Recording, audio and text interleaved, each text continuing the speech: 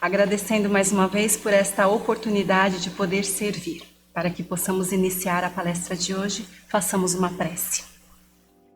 Senhor meu Pai, que neste momento todos os irmãos que estão conosco em pensamento possam abrir as portas dos seus lares ao amado Jesus. Que Ele possa dedicar o seu amor e que as famílias se sintam acolhidas, amparadas, que não falte esperança e fé. Eu peço gentilmente para contar com a presença do mentor espiritual e que Erasmo Gurgel possa trabalhar da forma que achar mais conveniente. Eu, médium, me coloco à disposição do trabalho edificante. Graças a Deus, graças a Jesus. A palestra de hoje tem como tema Honrai vosso pai e vossa mãe. No Evangelho segundo o Espiritismo, capítulo 1, a lei de Deus foi formulada nos 10 mandamentos ou decálogo. E Deus envia diretamente suas leis a Moisés no Monte Sinai. Em Êxodo 20, versículo 12, honrará seu pai e sua mãe para ter dilatada vida sobre a terra que o Senhor teu Deus te dará. É o 4º mandamento da lei. Deus pune toda violação deste mandamento.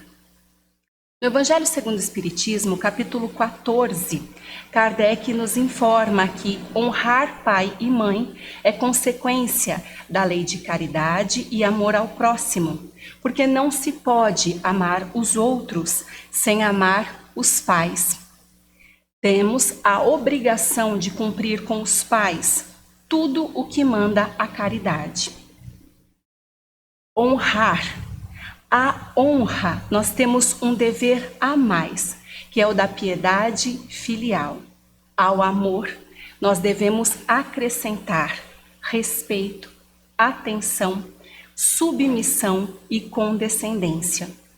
Mas não é apenas respeitar, é fazer aos pais tudo o que estiver ao nosso alcance. Não apenas o necessário, mas tanto quanto for possível. É fazer as pequenas doçuras do supérfluo, todas as amabilidades e delicadezas, é cobrir de solicitude. Esta é a piedade filial que é aceita por Deus. Existem alguns pais que menosprezam seus filhos e não são para eles o que deveriam ser. Mas apenas Deus pode puni-los. Os filhos não devem nem mesmo censurá-los. Uma imensidade de escritores falarão sobre este assunto, sobre os relacionamentos familiares.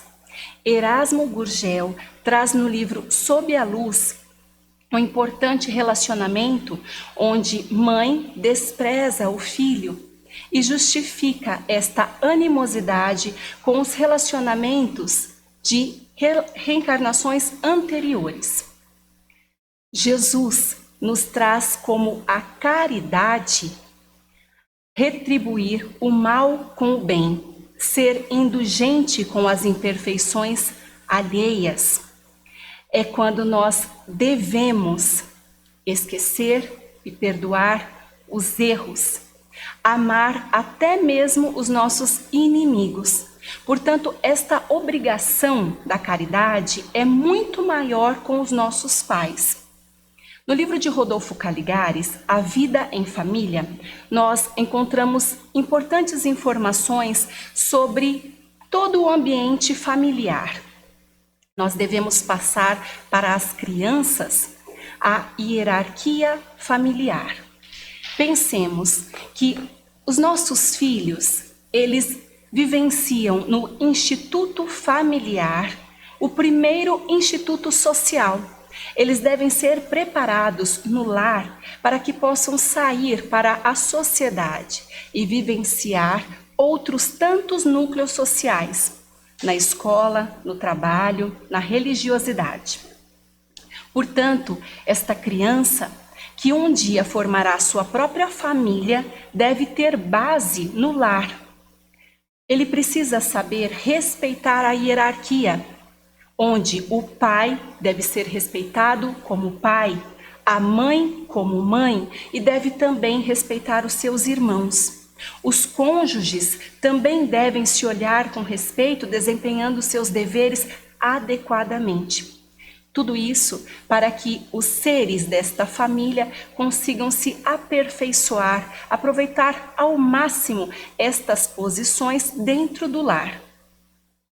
Nós ainda podemos dizer, com base no Evangelho segundo o Espiritismo, no capítulo 14, que os laços de sangue não estabelecem os laços do espírito.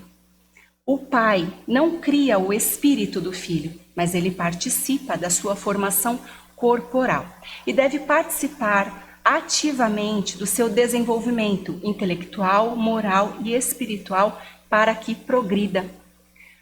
Os espíritos que nascem na mesma família, entre os parentes próximos, eles podem ser espíritos simpáticos, ligados por relações anteriores e que vão mostrar afeição nesta vida. Mas também podem ser espíritos totalmente estranhos e ainda podem ser espíritos que foram divididos por antipatias anteriores e mostrarão antagonismos nesta vida, o que servirá de prova para todos da família. Todas essas situações nos fazem crer que os verdadeiros laços de família são os da comunhão de pensamentos e da simpatia, que une os espíritos antes, durante e após as reencarnações.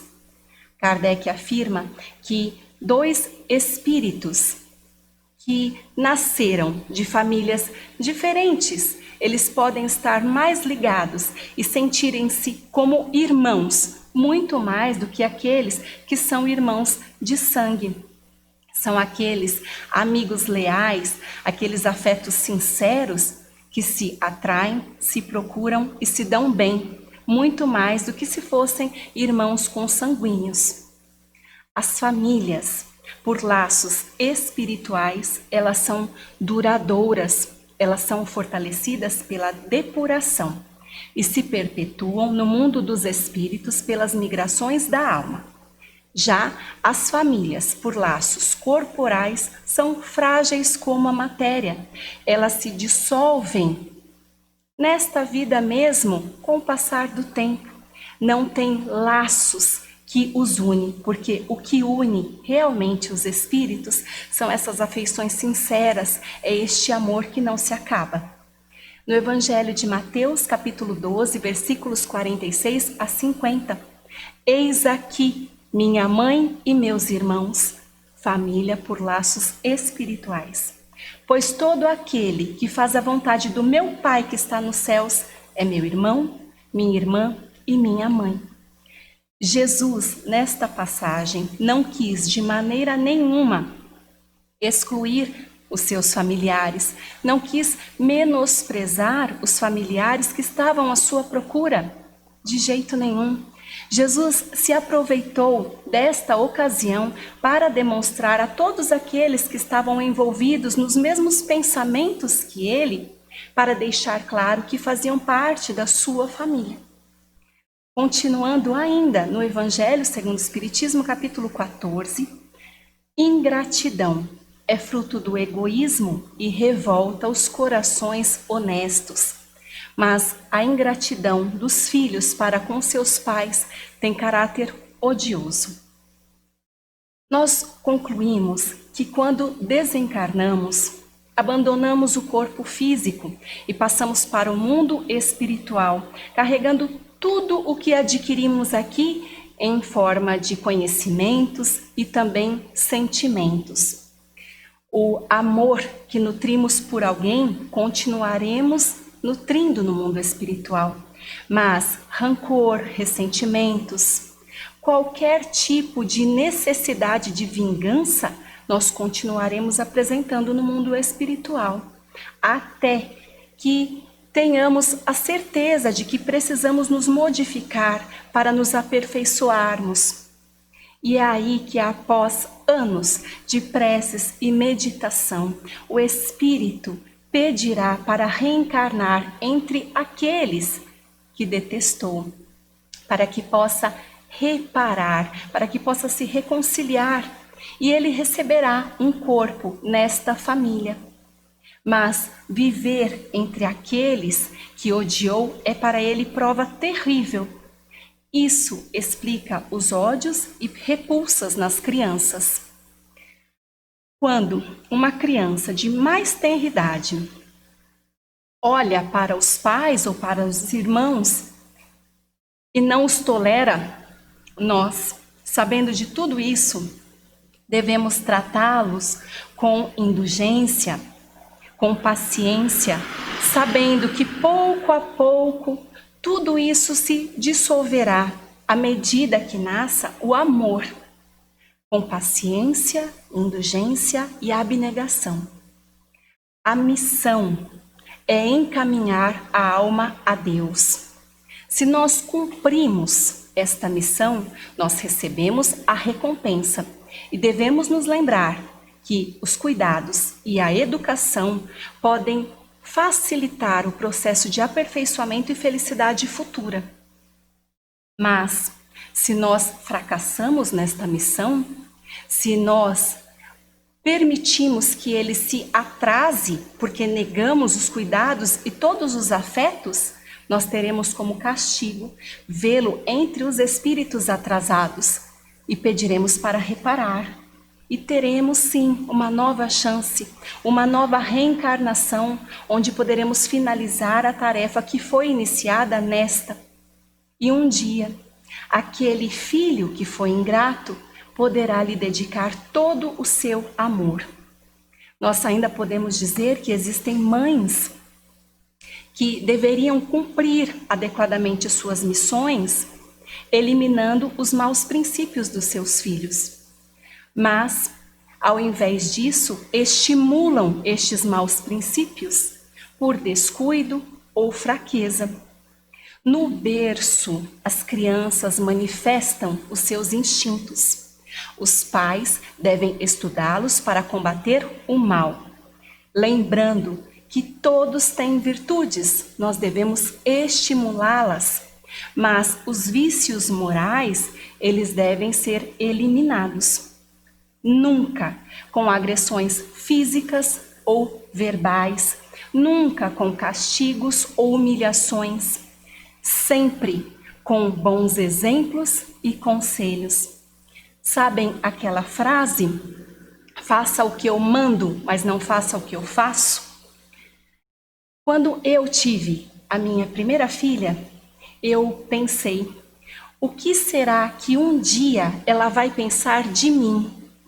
Qual será a imagem que ela vai ter de mim? Nós devemos pensar nisso e nos modificarmos também para que sejamos exemplos para os nossos filhos, que tenhamos retidão moral para conduzir os nossos filhos, porque a autoridade moral, ela traz o respeito, mas a repressão traz o medo, ela gera o medo, não o respeito. Consequentemente, desencadeia a revolta. Ainda tem um trecho que diz que Deus não fornece provas que são inalcançáveis para nós, mas apenas aquelas que podem ser cumpridas. Você, que é mãe, pai, e passa por um momento difícil com seu filho, porque ele se envolveu com as drogas, pense que Deus concedeu a vocês um filho ideal para que possam conduzir a Ele. Só vocês podem ensinar o caminho mais correto para o bem. Lembrem-se que não existem sofrimentos eternos e todas essas provas podem levar à coragem moral. Os espíritos com semelhança de gostos, progresso moral e afeição se reúnem para formar uma família. E eles se procuram tanto nas migrações terrestres como nas migrações espirituais para formarem famílias unidas e homogêneas. Se ficam temporariamente afastados, logo se reúnem felizes com os progressos que foram alcançados. Mas eles não podem lutar para se desenvolverem apenas naquele núcleo familiar. Eles devem se envolver com outros espíritos para que todos evoluam. Portanto, Deus permite que espíritos estranhos ou menos avançados reencarnem entre eles, para que possam aproveitar dos bons conselhos e bons exemplos para evoluir. Estes espíritos, eles podem causar algum tipo de perturbação no lar, mas isso vai servir de prova para todos. No Livro dos Espíritos, questão 582, paternidade é missão e dever que obriga o homem na sua responsabilidade diante do futuro. Deus coloca a criança sob a tutela dos pais para que eles a dirijam no caminho do bem. No livro O Consolador, Emmanuel fala que o lar é a melhor escola, é onde nós recebemos as bases para desenvolver os nossos sentimentos e também o nosso caráter. Estabelecimentos de ensino devem instruir, mas apenas o instituto familiar deve educar. Apenas o lar edifica o homem. Os ensinamentos dos espíritos nos auxiliam e Emmanuel afirma que o espiritismo evangélico se esforça para que a mente humana seja iluminada, para que o lar se refaça para a nova era da humanidade. No livro Tua Fé Te Salvou, Richard Simonetti fala que ninguém fica indiferente a exemplos diários de abnegação, renúncia, sacrifício, discernimento, bondade, quando nos propomos a pensar no outro. Quando nós estamos percebendo todas as informações do Evangelho e quando nós cultivamos a fraternidade, nós deixamos de observar apenas os erros dos familiares e nos colocamos numa situação, numa atitude de entrar em entendimento com eles. E é com isso que nós trazemos a reflexão de hoje. Lembre-se do relacionamento que você teve com seus pais. Pense, faltou alguma coisa para você? Afeto, qualquer tipo de doação, de sentimento. Faltou algum tipo de doação material, alimento, roupa, calçado? O que foi que você recebeu dos seus pais? E pense se você tem algum tipo de ressentimento com eles. Nós, neste momento, nos colocaremos numa situação de igualdade com nossos pais. Nos lembraremos que todos que estão aqui estão para se desenvolverem, para se aperfeiçoarem, mas nós cometemos erros e acertos diariamente. Cada um só dá aquilo que tem. Os pais fornecem aquilo que eles podem dar, naquele momento de sua evolução. Podem ter errado, mas quando nós percebemos o primeiro acerto deles, nós conseguimos melhorar este sentimento. O primeiro acerto foi recebermos-nos. Foi quando eles nos receberam como filhos, quando permitiram o nosso reencarne, para que nós pudéssemos passar por esta jornada evoluindo. E é com isso que nós devemos nos deter, com estas questões, com esta indulgência. E neste momento, se você tiver alguma questão de animosidade, pense em reparar com eles, mesmo que já tenham desencarnado. Para que possamos finalizar, façamos uma prece. Meu Pai, que neste momento, todos que estão unidos conosco, pensem em seus pais.